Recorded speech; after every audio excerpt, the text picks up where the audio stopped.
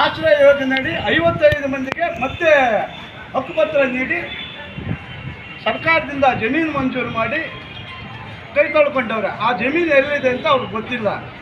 ಅಲ್ಲಿ ಸುಮಾರು 400 ಎಕರೆ ಜಮೀನಿನಲ್ಲಿ ರೂಟ್ ಪ್ಲಾನ್ ಮಾಡಿದೆ ಮತ್ತು ಸೈಟ್ಗಳನ್ನು ವಿಂಗಡಣೆ ಮಾಡಿ ತಾಲೂಕು ಪಂಚಾಯತಿಗೆ ಹಸ್ತಾಂತರ ಮಾಡಿ ಇವರ ಒಂದು ಜವಾಬ್ದಾರಿಯನ್ನು ಕಳ್ಕೊಂಡು ಅಲ್ಲಿ ಊರಲ್ಲಿ ಗೊಂದಲಕ್ಕೆ ಕಾರಣ ಮಾಡಿ ತಾಲೂಕು ಆಡಳಿತ ಕೊಟ್ಟಿದೆ.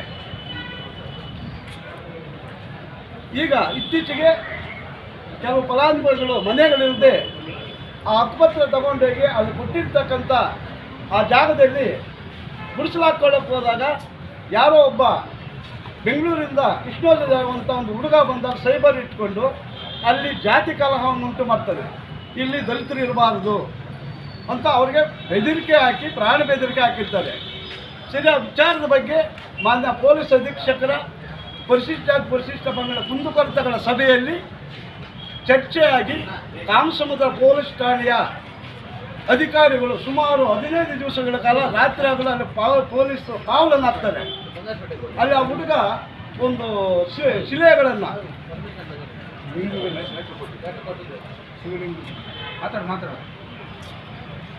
ಆ ಶಿವಲಿಂಗಗಳನ್ನು ಅಲ್ಲಿ ಉದ್ಘಾಟನೆ ಮಾಡಿ ರಾತ್ರಿ ಇದು ಮಾಡ್ತಾರೆ.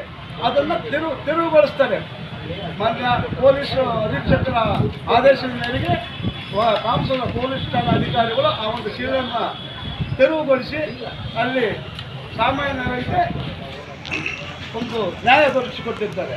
ತದನಂತರ ಈಗ ಇತ್ತೀಚೆಗೆ 15ನೇ ತಾರೀಕು ರಾತ್ರಿ ಸುಮಾರು 10 ಗಂಟೆಯಷ್ಟು ಆ ಹುಡುಗ ಜೆಸಿಬಿ ತಗೊಂಡು ಜಮೀನನ್ನು ಲೆವೆಲ್ ಮಾಡಿ ಕಲ್ಲು ಕುಸ ಹಾಕಿ ಗಿಡ ನಾಟಿ ಮಾಡಿರ್ತಾರೆ.